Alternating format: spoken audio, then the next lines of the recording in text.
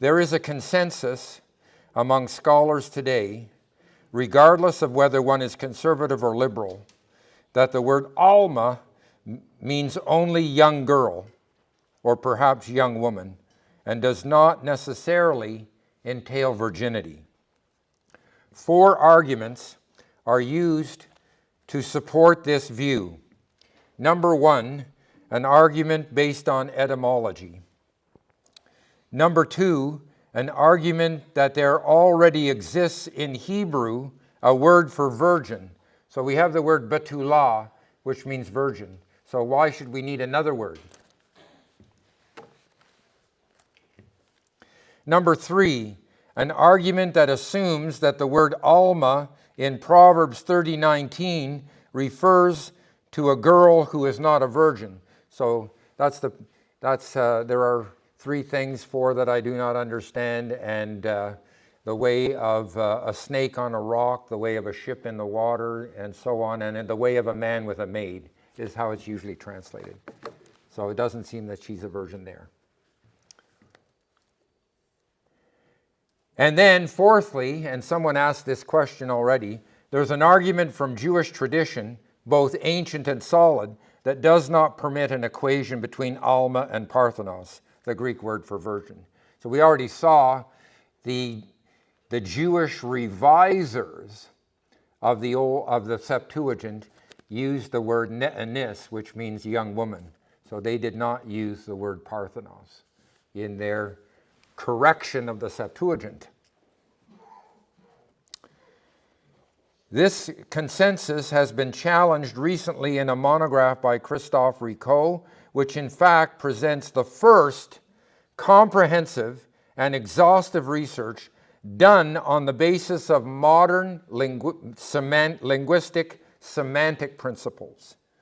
Rico claims analysis only as a linguist and not as a theologian. So it's an analysis by a linguist. He's not claiming to be a theologian. And a translation of his research has recently been published in English. Much of his excellent treatment will be briefly summarized, and aspects that have been challenged will be addressed and strengthened. The first argument that has been used to support that almâ does not imply virginity is based on etymology. Examples, particularly from Ugaritic, have been cited to argue that the word just means young girl. We should be wary of arguments from etymology. So I'm sure this is what your professors teach here at Tyndale Theological Seminary. Etymology gives the background or history of a word, but does not determine current meaning or usage. For example, the English word nice comes from the Latin necius, which means ignorant. So this doesn't tell you anything about the use of the word nice in English.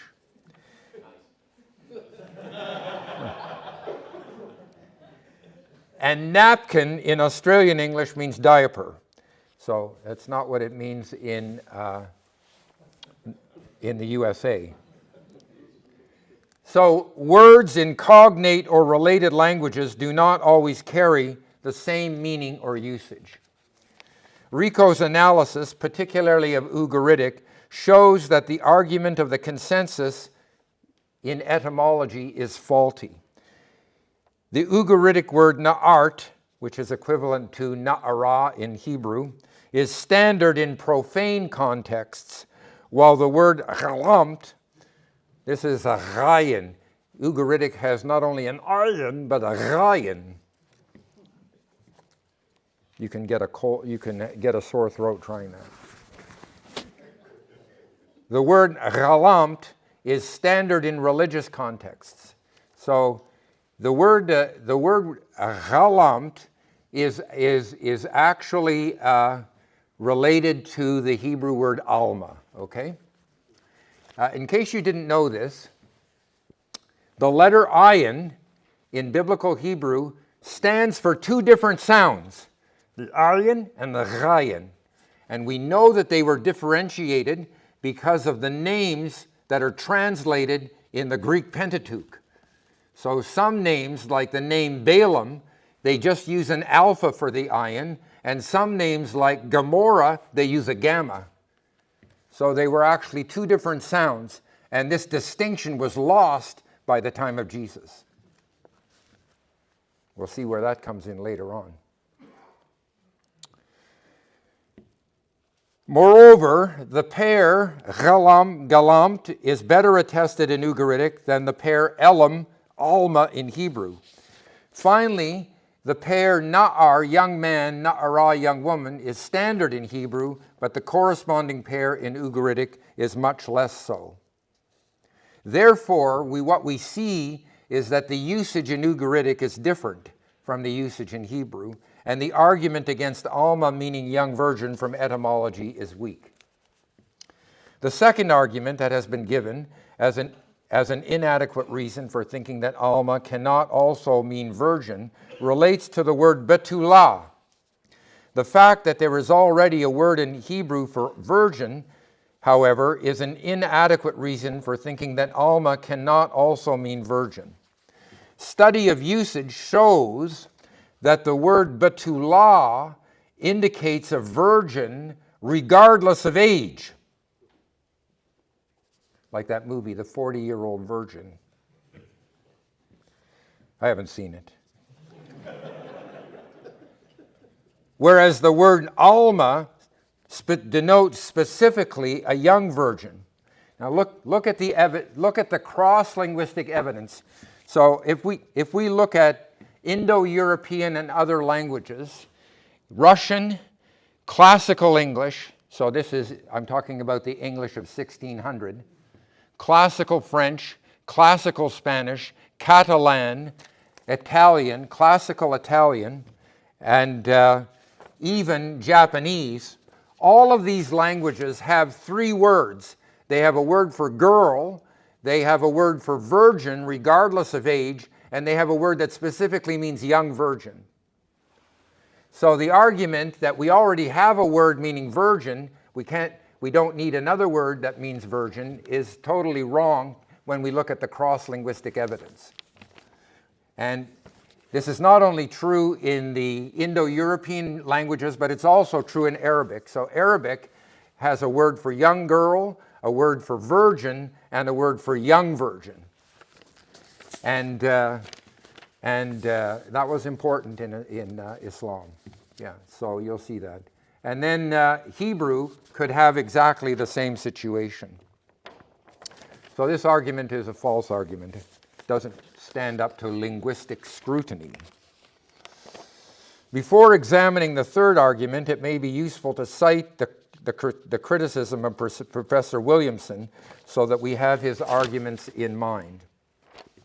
He says, and this is his review of the book in French by Rico, "Yet for all the learning and genuinely illuminating analysis here presented, it is difficult to avoid the sense that the case has been weighted in favor of the conclusion. Even if Proverbs 30:19 requires emendation," notice he's using the word emendation again, "the scribe who made the mistake presumably still thought his text was meaningful. The use of Parthenos for na'ara in Genesis 34:3 shows that it could still be used without reference to virginity in the Septuagint. If, as Rico suggests, betulah is the usual word for virgin, how does almâ differ from it? If almâ means virgin, why was it not used in Genesis 24:16 in place of the circumlocution that we find there? Is it really credible that the author of Isaiah 7:14 believed there would be a virgin birth in his own day?" So he assumes that the sign was only for Ahaz's time. And how can the patently later additions in chapter 7:18-25, which are said to extend the time frame of the earlier oracle, affect the meaning of that earlier oracle in its own right? So he believes that the book of Isaiah is a hodgepodge of oracles put together by a later editor. As we go through the exegetical issues that need to be treated here, we will seek to answer Williamson's questions in turn. Well, the third argument that scholars have regularly used against the view that almâ means virgin rests on the interpretation of Proverbs 30:19. "There are 3 things are too wonderful for me, 4 I do not understand. the way of an eagle in the sky, the way of a snake on a rock, the way of a ship on the high seas, and the way of a man with a girl. This is the way of an adulteress. She eats and wipes her mouth and says, I have done no wrong. So we are again going to do textual criticism in honor of Ellis Brotzmann. The evidence is first listed and then summarized, all right? So here we go. So first of all, we have the Masoretic text based upon an examination of the Aleppo Codex and the Leningrad Codex, and it has Waderic Gever Almâ, so they have almâ, and this is also the same reading in the Babylonian tradition.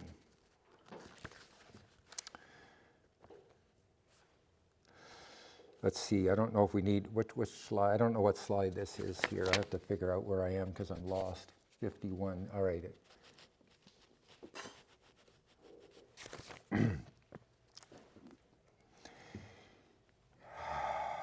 We don't need, I looked at the medieval variants from the medieval manuscripts, and there's no significant variation there.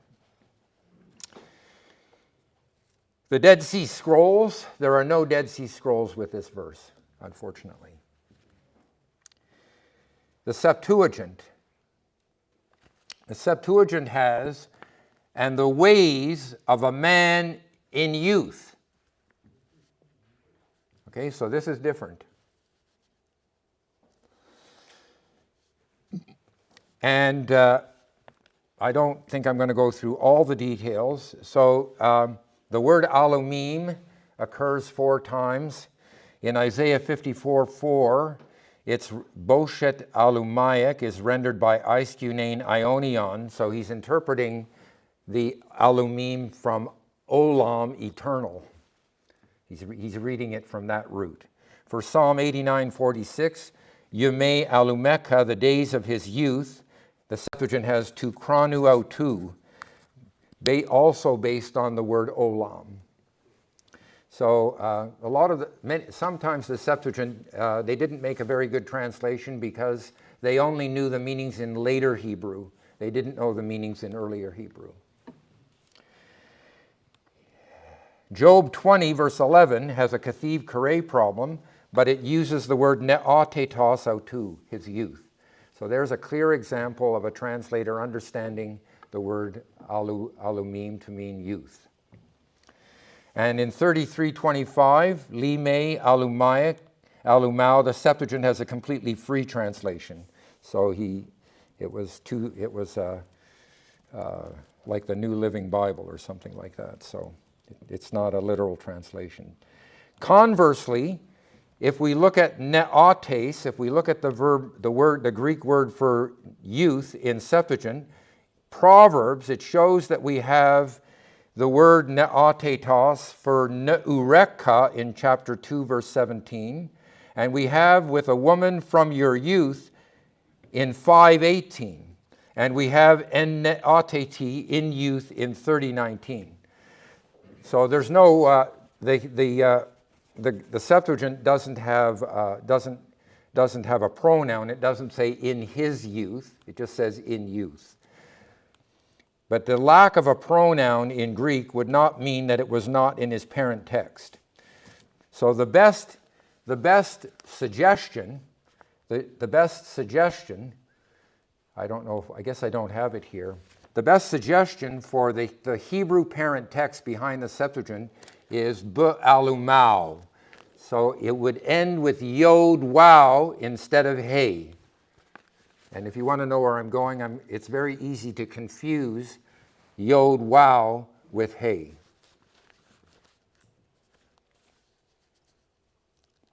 The Syro-Hexapla has in his youth. This is listed as a separate witness since the hexapleric recension derived from Origen, Pamphilus, and Eusebius may well be directly influenced by the Hebrew text of the 3rd century CE and not simply a part of the textual transmission of the Septuagint. Now we're going to talk about the Jewish revisers. So this may be a little bit difficult for you. I've spent my whole life reading marginal notes in Greek manuscripts. Yeah, I started in 1977. My professor gave me a project. I had to collate Greek medieval Psalter manuscripts. So I did that for 2 summers. I spent 1,500 hours reading Greek medieval Psalms manuscripts.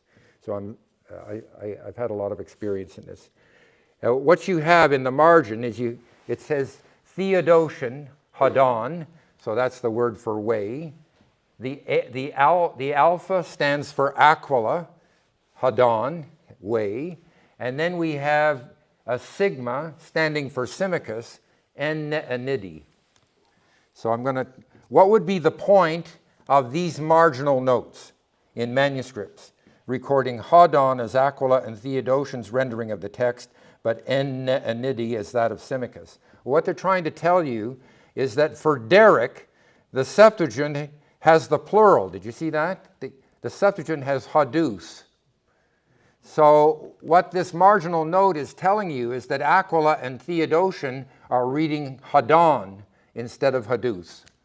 And then they're assuming that the rest of the line is the same. That's what they're assuming. And for Symmachus, they're assuming the first part of the line in Symmachus matches the Septuagint, but what's different is instead of youth, it has young woman.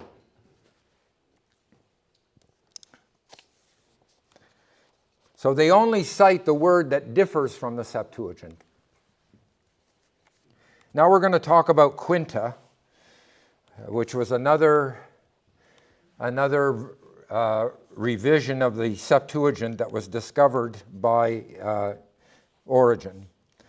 In Psalm 90, verse 8, the Masoretic text has alumenu, which is the cal passive participle masculine plural plus the first common plural pronominal suffix, defectively written.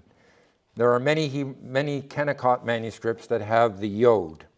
Aquila has par orases, Symmachus has amaleus, but Quinta has neoteta. And it's Jerome who tells us this.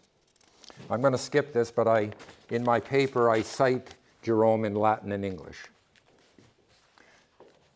So Jerome discusses this passage, and he shows that Quinta correctly understood the word as meaning youth. Then we have, I've looked at the Syrohexapla. The old Latin, oops. We'll quickly go through these. There's the old Latin. So it has the way of a man in youth. We should expect, the old Latin is a translation of the Septuagint. So we should expect it to have exactly the same as the Septuagint. It doesn't count as a separate witness. But if it differs from the Septuagint, then we would want to pay attention. Here's the Latin Vulgate. Now this is really amazing. This is the United Bible Society edition of the Latin Vulgate, the way of a man in a young woman. And then I'm going to talk about this. Look at the apparatus. In the apparatus, he tells you that all of the manuscripts have youth, but he is correcting the manuscripts to read with the Masoretic text. So the Latin Vulgate, of course, actually says in youth.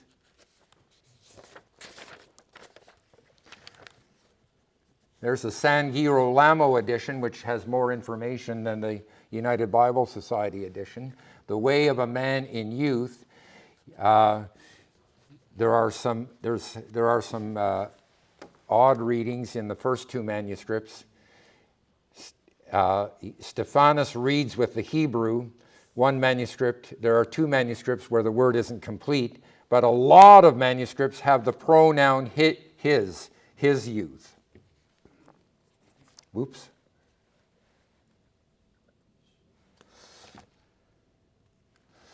There is obviously a problem in the history of the transmission of the Latin Vulgate. Weber clearly goes against the entire manuscript tradition and corrects the text to the Masoretic text. Nonetheless, the apparatus he supplies, and that in the San Girolamo edition, suggests that Rico's proposal for in his youth as original text it is right. It is the Lectio Difficilior, the harder reading, since it cannot be explained by the Septuagint, the Masoretic text, or the Old Latin. The Septuagint doesn't have the pronoun his. The omission of the pronoun could be a correction or revision based on the Septuagint or Old Latin, or simply considered unnecessary. Nonetheless, the best and oldest manuscripts attest sua. This is in Cavensis and Amiatinus. There's a beautiful YouTube video on Codex Amiatinus. They were showing it off in the British Library. And it's a foot thick, and it was based on, it's 1,000 pages, and it took 500 calfskins, 500 cows had to die. And it was copied by the Venerable Bede. The Syriac Peshitta has in his youth. The Targum, I'm going to skip over some stuff here. I have a long discussion of this. Rico got confused because the best edition of the Targum is by Diaz Marino. And in that edition, it says, it uses the word young girl or young maiden. But the guy who made the edition translated youth, and he was influenced by the Syriac Peshitta. And this really confused Rico. So I went to the basement, which means I checked the first edition of the Targum in the Mikra Ot Gedolot, edited by Felix de Prato in 1517. I checked the London Polyglot. I checked the edition of Paul Anton de Lagarde, and I checked the edition of Diaz Marino, which is based on this Spanish manuscript. And even though there are different spellings of the word, all of these different spellings of the word are the spelling for the word girl. If it was youth, it would have to have a wow. Ba'ul manutha. It doesn't say ul, it just says ba'ul manatha. So the Targum has the word for young woman or girl. So here's how we would summarize all of this data. We have the Hebrew parent text for the Septuagint, for Theodotion, for Aquila, for the Syriac Peshitta, for Origen's Hexapla, and for the Latin Vulgate. So we have 1, 2, 3, 4, 5, 6 early witnesses, all well before the Masoretic text, that are reading in his youth. Then on the other side, we have the earliest reading of in a maid is Symmachus, and we have that in the Targum, which comes from about 700 AD, and we have the Masoretic text, which is from about 900 AD. The difference between the two readings is a hey for almâ at the end of the word, while a combination of wow yod ends the word that reads in his youth. So there's the difference right there. The first one ends in hey, and the second one ends in yod wow. Okay. So what we have here is a simple paleographic confusion of hey and yod wow. I'm going to show you this. So this is one of the Dead Sea Scrolls. This is what we call Serach Yachad, or the Rule of the Community, the Manual of Discipline. Maybe you've heard of the Manual of Discipline or the Rule of the Community. If you look in the middle line, the second to last word, is spelled yod, hey, wow, yod. And you cannot tell the difference between the hey and the wow yod. I hope you can all see that. is a perfect example of how this happens.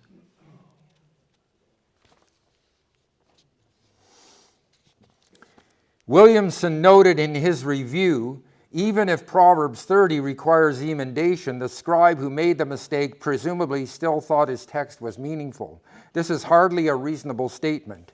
In relation to external evidence, we have 6 early witnesses against 3 later witnesses. Even the witness of Jerome is independent of Symmachus in this particular instance. In relation to internal evidence, the error is easily explained paleographically. When Williamson uses a word like emendation, he is prejudicing the Masoretic text. I have a high regard for the Masoretic text, but it's not always the original text. To claim that scribes who had the tradition in MT thought their text was meaningful is unwise. They were simply copying down the tradition they knew. Yet the use of the, here's another point. The use of the preposition "b" is not normal with Derek. So my challenge to you is look at every occurrence of the word Derek, and you will never find that Derek followed by "b" in this way.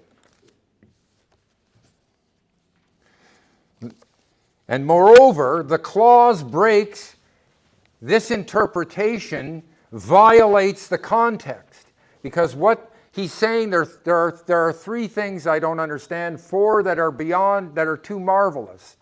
The way of an eagle in the sky. So what happens when an eagle flies through the sky is afterward you cannot find the pathway. What happens when a snake goes across a rock? Afterward you cannot find the path. What happens when a ship goes through the sea? Afterward you cannot find the path. What happens when a young man goes through adolescence? Afterward you cannot find the path. And an adulteress, how does she end up like this? You cannot find the path. So that's what he's trying to say. And the way of a man with a maid just does not fit this context. So it really looks like the comment of Williamson is weighted against someone bringing down the consensus. The 4th argument, and somebody asked a question about this at the end of the first lecture. The 4th argument that scholars have often used to argue against interpreting almâ as virgin has been based on rabbinic tradition. Rico shows, however, that because the difference between ayin and rayin was lost in Hebrew already in the 2nd century BC, analysis of the word almâ in both rabbinic and Christian circles is frequently based on popular etymology, the hidden young girl. And this is an erroneous. So what I showed you, if here's what we know as Septuagint scholars, and this is not debated. We know that the Pentateuch was translated in the 3rd century BC, and we know that the other books were translated in the 2nd century BC. And if you look at the names in the Septuagint, names are not translated, they're transliterated, letter for letter, Greek letter for Hebrew letter. In the Pentateuch, the letter ayin is represented by both a vowel, like the name Balaam, Balaam, beta, alpha, lambda, alpha, alta, mu, and sometimes it's represented by a gamma, as in Gomorrah. But in the names in the other books, you do not see that distinction. So we can actually prove exactly when they lost the distinction between ayin and rayin, which means that the Jewish revisers did not know the root of the word almâ.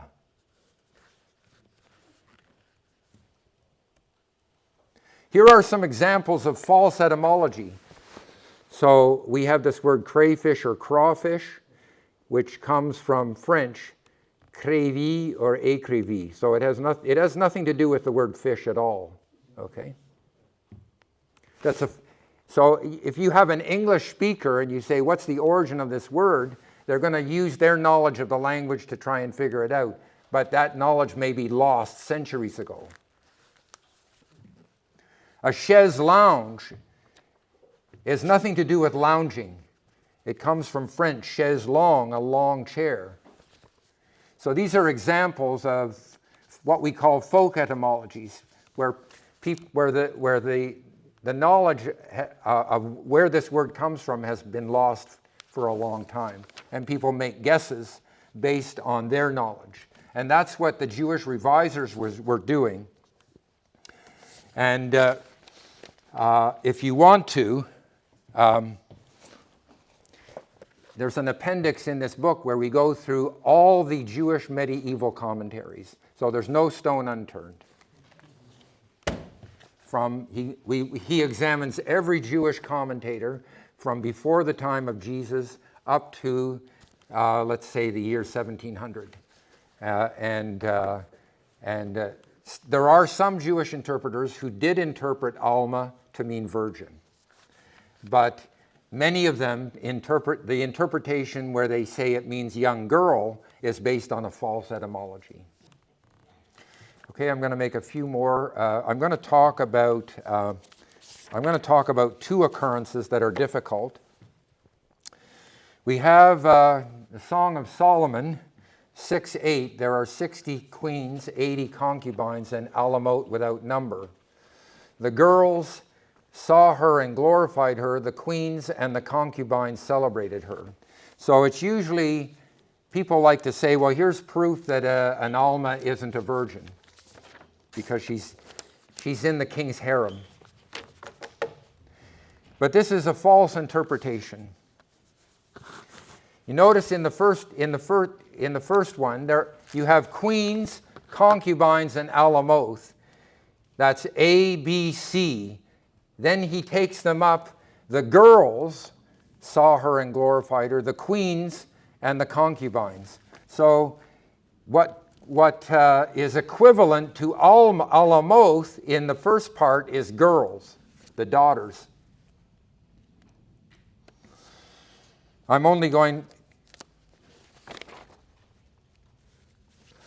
Solomon's lovers fall into three categories. Official spouses were called queens. Non-official lovers were called concubines. And there were numerous girls in waiting who, if they were to spend the night with Solomon, would instantly take the title concubine. And that's why there are the almôs. So they're waiting for one night with the king, but they're still virgins. Like the story in Esther as well. Isaiah 54. Do not be afraid, you who will no longer experience shame. Do not be confused, you will no longer need to blush. You will forget the shame of your alumim. I would translate youth. You will no longer remember the humiliation of your widowhood, Alamanuthiac, because your Creator is the one who possesses you, your Boel. Yahweh Sabaoth is his name. The Holy One of Israel is your Redeemer, your Goel. He is called the God of all the earth. This passage is discussed at length by Rico, and I will only summarize. There is a dual contrast between woman in youth and the state of being possessed on her wedding night on the one hand, and between widowhood and redemption according to the law of levirate marriage. So a widow can be redeemed like Ruth was, and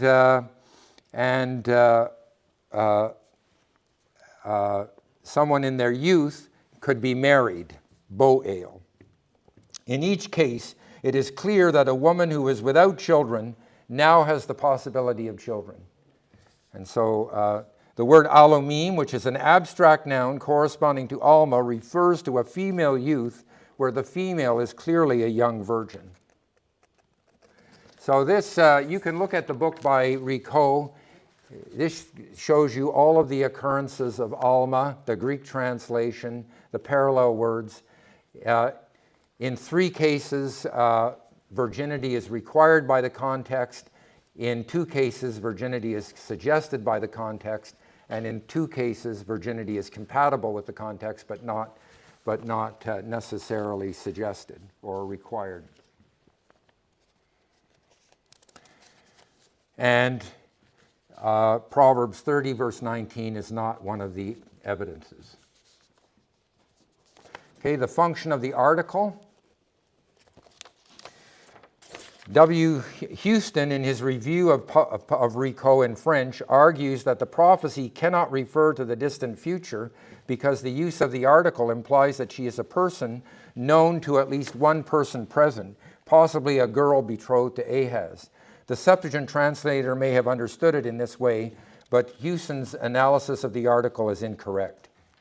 The best and most recent research on the article in Hebrew is by Peter Beckens.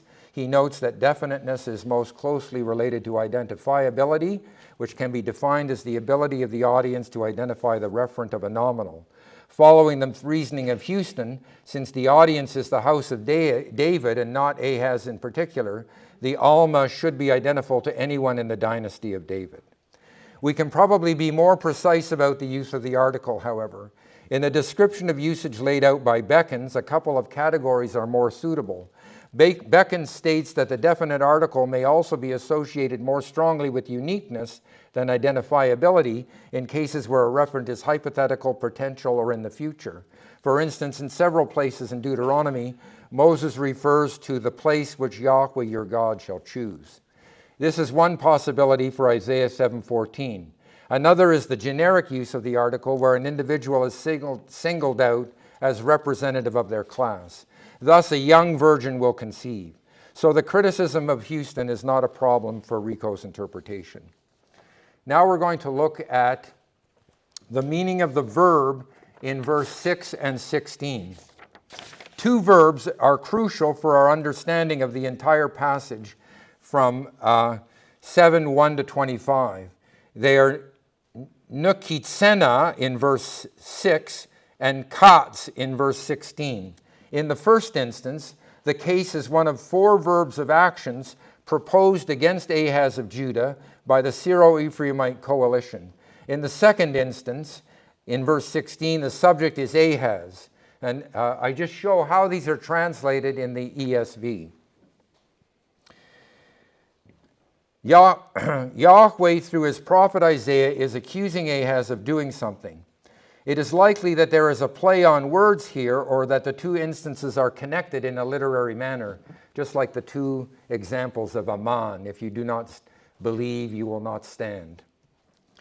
Most lexica derive these forms from the root kuts, meaning to be disgusted, to feel loathing. So that's Brown, Driver, and Briggs, Curler, Baumgartner, the Dictionary of Classical Hebrew, and Gesenius 18. The form in verse 6 is usually analyzed as a hiphil, and the form imperfect, and the form in verse 16 as a cal participle.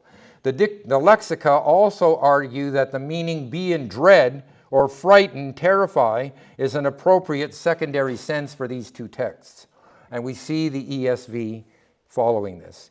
Some translations, like the NRSV and the NIV, construe the meaning in verse 6 from kuts to cut, and the meaning in verse 16 from kuts to dread. One of the problems faced by interpreters is how to construe the kal stem in verse 16 and the hiphil stem in verse 6. And an exhaustive analysis, so what I did is I did an exhaustive and exhausting analysis of every root in the Hebrew language that share all the weak roots that have the consonants kof and sade. Okay? And we will skip over that. I will just show it to you. So here is kut, and then kuts, and kuts 1, kuts 2, kuts keats, kayets, yakats, katsa, katsa 2, katsats 1, katsats 2. All right, so those are all, I looked them up in the dictionary, and then I looked up the cognates in every dictionary. So if they said this occurs in Ethiopic, I looked it up in the best Ethiopic dictionary. If it occurs in Akkadian, I look it up in the Akkadian dictionary. So all of the evidence is verified. It's not based on the Hebrew lexicons, it's based on what the cognate lexicons say.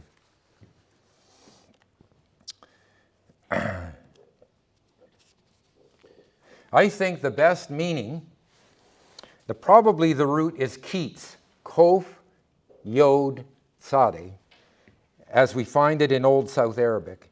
Therefore, both the form in verse 6 and the form in verse 16 are kal.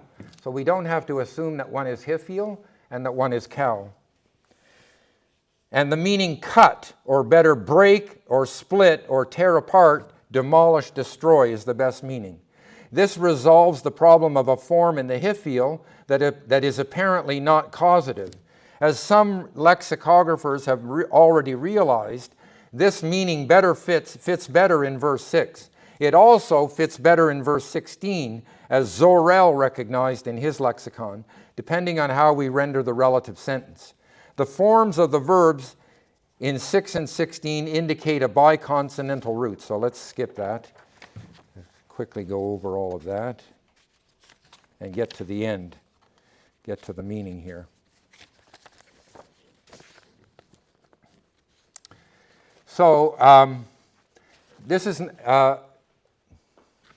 so here's what I'm trying. The NIV has the land of the two kings you dread will be laid waste.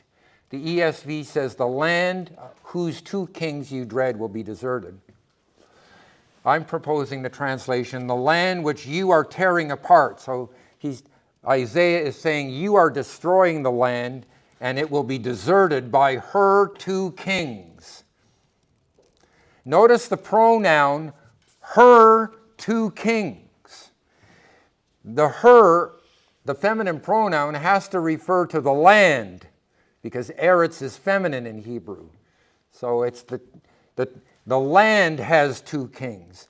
And this means that the two kings are not the northern kingdom of Israel and the king of Samaria and the king of Syria. The two kings are the northern kingdom of Israel and the southern kingdom of Judah. That's the only interpretation that's possible with the phrase her two kings. Thus, the interpretation in the NRSV is highly unlikely because it contradicts the grammar in the text. Let us consider the syntax of the relative clause.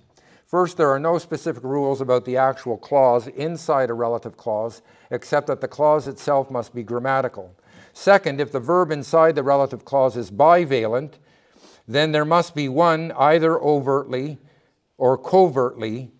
There must be another element, overtly or covertly. The overt cases are easy. The covert options are more difficult. The challenges are determining what kind of complement the verb requires, and determining when the null component complement is linked to the head, to another item in the near discourse or is implicit. And third, since analysis of Kotz shows that it is bivalent, it likely takes a noun phrase or prepositional phrase, but certainly not the preposition mipnei. So the mipnei, it will be abandoned from her two kings, has to go with the verb abandon and not with the verb destroy. So that's how I get this translation. And I consulted Robert Homestead, who wrote a book this thick on asher in Hebrew. So he knows all about relative clauses. Wanted to make sure I was on the right road. What is the meaning of eating curds and honey?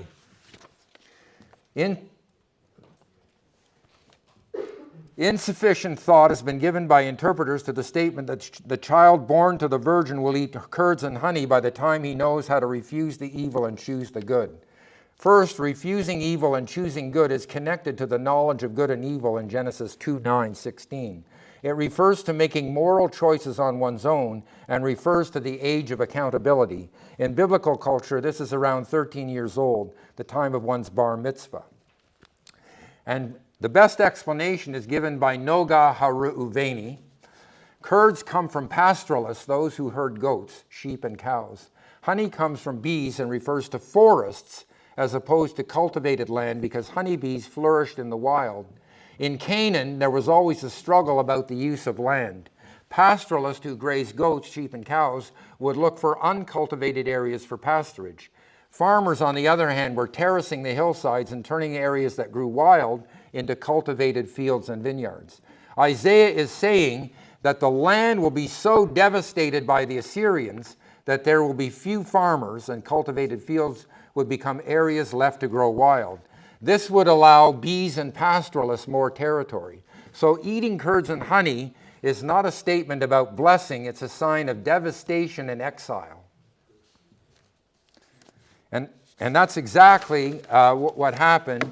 The land went into exile, and it was still in exile at the coming of Jesus Christ. Now, if we have time, I will try to deal with the larger literary structure. And correct interpretation requires what Seth Postel calls a text-centered compositional approach. He illustrates from the making of Jeremiah. He says, Jeremiah 36 is an important passage that helps us better understand how the prophetic books were made. In the 4th year of Jehoiakim's reign, God commanded Jeremiah to collect all the oracles he had spoken at various times to various audiences throughout his prophetic career and write them on a single scroll. The goal of the scroll was to prompt Judah to repent, thereby averting the destruction of the temple and the exile of the Jewish people. We can call this scroll the first book of Jeremiah. Sadly, the king decided not to heed the words of this scroll. Instead, he cut the scroll into pieces and burned it in the fire. After the king destroyed this first book, God commanded him to compose a second scroll. The second book of Jeremiah, however, was not identical to the first.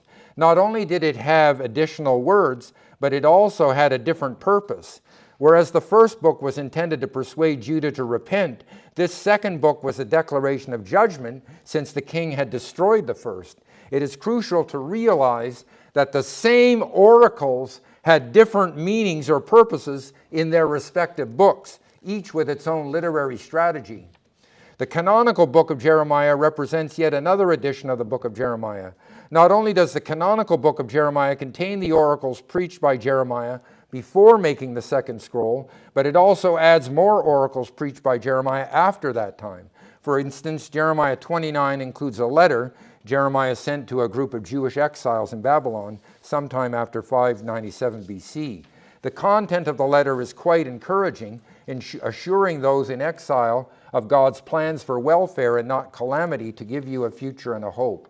The canonical book of Jeremiah also includes an oracle of hope written during the Babylonian siege of Jerusalem, which foretells the time when the land will once again be repopulated.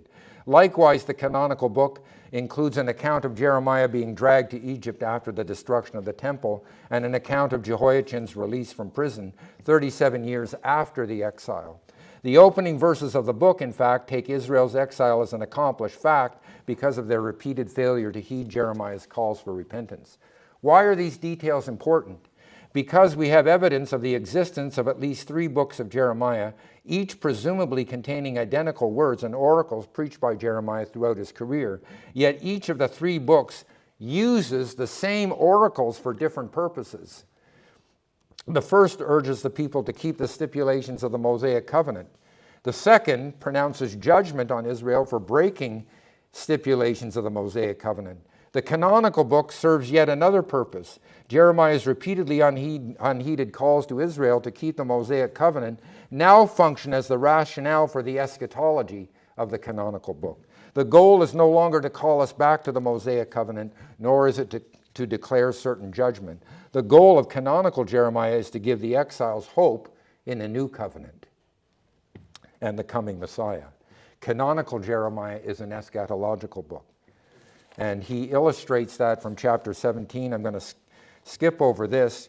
So the observations about the making of the book of Jeremiah are crucial for our discussion about the meaning of Isaiah 7:14.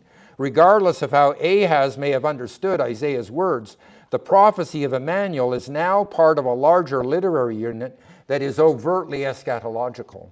There are 3 panels or sections in Isaiah 5 to 12 announcing a coming king. The birth of Emmanuel in 7, the gift of the son El Gibor, mighty God, in chapter 9, and the future reign of a shoot from the stump of Jesse in 11:1 to 9. While scholars have denied a messianic interpretation to chapter 7, 10 to 16, this is almost impossible to deny for 9:1 to 7 and 11:1 to 9. Since both 9:1 to 7 and 11:1 to 9 are paragraphs set in the context of the coming devastation of Assyrian attack, It is entirely reasonable to see 7:10 through 16 as a distant future prediction in the context of the coming Assyrian invasion. So we should interpret it exactly the same way we do 9 and 11. It is the normal pattern of the author to place predictions of events to be fulfilled in the far future side by side with predictions of events to be fulfilled in the near future. In each case, these predictions of the far future are placed side by side with predictions relating to the near future, such as the invasion of the Assyrians in 8:5 through 8. And there are a lot more details in my book, How to Read and Understand the Biblical Prophets. Such a designation would be appropriate for a king or even Yahweh himself, El Gabor, the mighty God. Also note that the third section on the coming king predicts a shoot from the stump of Jesse. The shoot from the stump of Jesse comes from the stump of Jesse because what is needed is not another David, but a new David. The interpretation proposed fits the larger literary structure better since Isaiah 7:14 is construed as a prediction of the distant future. The 3 panels of 5 through 12 are also matched by 3 poems on the suffering servant in 49, 50, and 53 in the section 40 to 55. Finally, Hezekiah is not the expected Messiah.